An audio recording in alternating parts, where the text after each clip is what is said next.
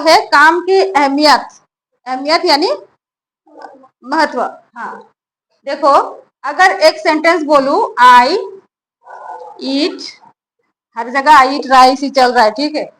इसी से एक सेंटेंस से, एक वर्ब से अच्छे से समझ लो पहले, फिर अलग अलग वर्ब से तुम सेंटेंस खुद ही बना सकोगी। आई ईट राइस, तो यहाँ पर वर्ब कौन है? ईट वर्ब है, तो यहाँ पर एक ही वर्ब है। तो एक वर्ब जहां पर है वो प्रिंसिपल वर्ब है। क्या है? प्रिंसिपल कह सकती हो या मेन कह सकती हो, ठीक है। प्रिंसिपल कॉलेज में होते हैं जो सबके मेन होते हैं, उन्हीं को प्रिंसिपल कहा जाता है। तो यहाँ पर भी जो मेन है उसी को प्रिंसिपल कहते हैं। तो यहाँ पर प्रिंसिपल वर्ब है ईट। लेकिन अगर मैं ऐसा बोलूं आई एम ईटिंग राइस, पहले भी मैंने बोला था कि होना भी एक काम है। तो एम इज आर ये सब होने का अलग अलग फॉर्म है, एम इज आर। तो एम भी एक वर्ब है, ईटिंग भी एक वर्ब है। यहाँ पर देखो, समझने की कोशिश करो।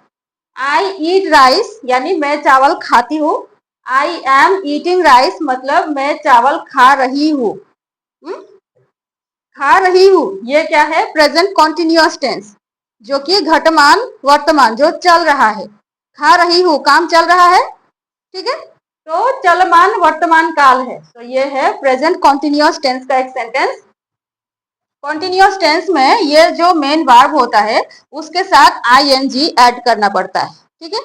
तो ये हो गया वो नॉन फाइनाइट जैसा हो गया ना, ईटिंग हो गया। तो अभी नॉन फाइनाइट भी ए है, लेकिन अब हम उस हिसाब से डिवाइड नहीं कर रहे हैं, हम अभी दूसरे हिसाब से कि काम करने का महत्व। तो ये जो ईट है ये मेन वर्ब था, मेन वर्ब ईट था, ईट के साथ आईएनजी ऐड किया। अब इसको आईएनजी ऐड कराने के लिए जो साथ में बैठना पड़ा जिसको, वो क्या है? एम है। एम क्या है? एम एक मेन वर्ब है बी, बी मतलब होना, बी मतलब होना। तो बी का 3 रूप है, एम इज आर। यानी अगर आई के साथ बैठे तो एम बैठता है, ही शी के साथ बैठे, ईट के साथ बैठे तो इज बैठता है, यू के साथ बैठे तो आर बैठता है, वी के साथ बैठे तो आर बैठता है, ठीक है। तो ये जो बी जो वर्ब है, बी वर्ब अलग अलग जगह पर अलग अलग चेहरे से बैठता है। तो यहाँ पर ये जो एम है तो ये बी वर्ब है, बी का मतलब होना है। इज एम आर ये तीनों ही होना है, तो ये भी एक वर्ब है, ये भी एक वर्ब है। तो ये ईट के साथ आईएनजी ऐड कराने के लिए ये एम हेल्प कर रहा है, हेल्प कर रहा है इस वर्ब को पूरा होने के लिए। क्योंकि ये आईएनजी बिठाने के लिए, आईएनजी अगर बैठ जाएगा तो वो नॉन फाइनाइट हो जाएगा ना, नॉन फाइनाइट हो जाएगा तो उसके द्वारा तो सेंटेंस कंप्लीट नहीं होगा। आई ईटिंग राइस ऐसा अगर होगा तो इसके द्वारा तो सेंटेंस कंप्लीट होगा नहीं। इससे पहले जो हमने सीखा फाइनाइट नॉन फाइनाइट है ना, तो टू ईट या ईटिंग, क्या बोला था मैंने? ईट के आगे टू लगा दो या ईट के साथ आईएनजी ऐड कर दो तो वो नॉन फाइनाइट हो जाता है। तो यहाँ पर तो ये नॉन फाइनाइट वर्ब हो गया, लेकिन हमें तो सेंटेंस को कंप्लीट करना है। तो सेंटेंस को कंप्लीट कराने के लिए ये एम क्या कर रहा है? इसका हेल्प कर रहा है, एसोसिएट कर रहा है। तो ये है हेल्पर वर्ब। क्या है? Helper verb. एक है मेन वर्ब, ये मेन वर्ब है, इसको प्रेजेंट कॉन्टिन्यूअस फॉर्म में लाने के लिए ये हेल्प कर रहा है, इसलिए ये है हेल्पर वर्ब। समझ आया? तो हेल्पर का एक दूसरा नाम है, जैसे कि मेन वर्ब का नाम है प्रिंसिपल, हेल्पर वर्ब का नाम है ऑक्सिलरी वर्ब।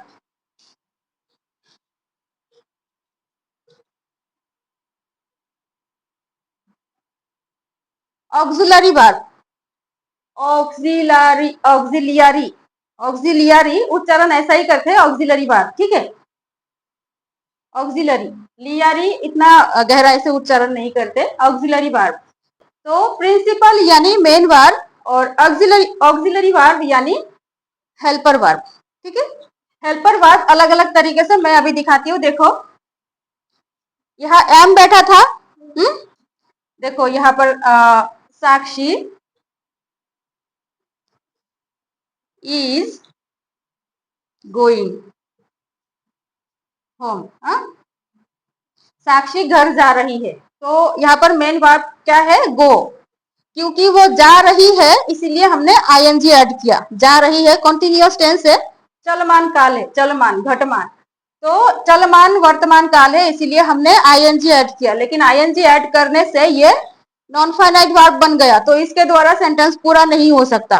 तो इसके द्वारा पूरा करने के लिए ये इज हेल्प कर रहा है, ठीक है, इज हेल्प कर रहा है, इसीलिए ये है प्रिंसिपल वर्ब और ये है ऑक्सिलरी वर्ब, ठीक है।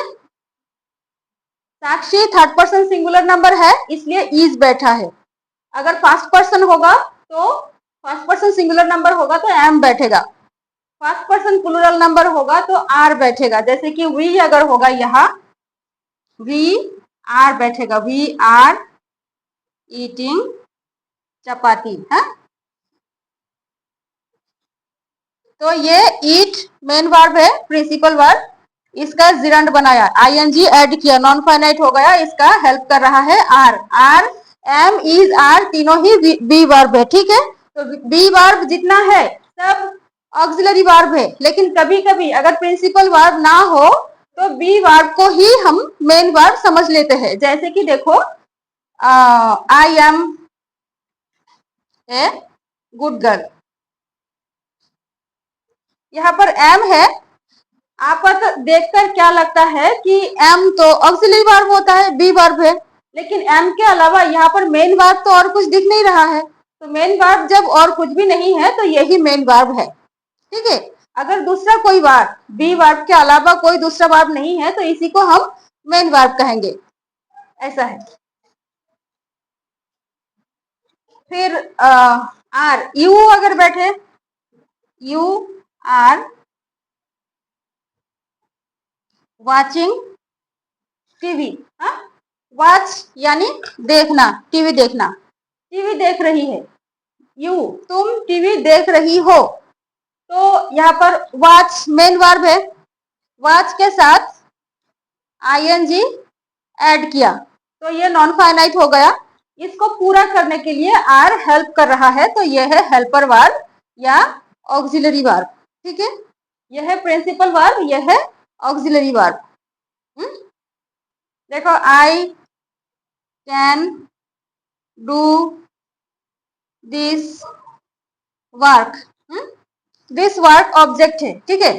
यहाँ डू काम है, मेन वर्ब डू है, प्रिंसिपल वर्ब डू है, तो मेन वर्ब डू है और कैन इसको हेल्प कर रहा है, यानी मैं ये काम कर सकता हूँ या कर सकती हूँ। तो ये करना मेन वर्ब है, कर सकता हूँ यानी पॉसिबिलिटी, मेरी क्षमता, तो उसको समझाने के लिए यहाँ पर कैन। तो सेंटेंस को पूरा करने के लिए मतलब पूरा समझाने के लिए यहाँ पर कैन का यूज हुआ है। तो कैन डू दिस वर्क, यहाँ पर डू मेन वर्ब है, कैन ऑक्सिलरी वर्ब है, हेल्पर वर्ब है। समझ आया? ऐसे ही शैल बैठा दो, विल बैठा दो, वुड बैठा दो, शुड बैठा दो, कैन, कुड, मे, माइट, ऐसा सब ऑक्सिलरी वर्ब है। सब ऑक्सिलरी वर्ब है जहां पर कोई और मेन वर्ब है वहां पर वो ऑक्सिलरी वर्ब है। अगर मेन वर्ब कुछ ना है तो वो खुद ही मेन वर्ब बन जाएगा।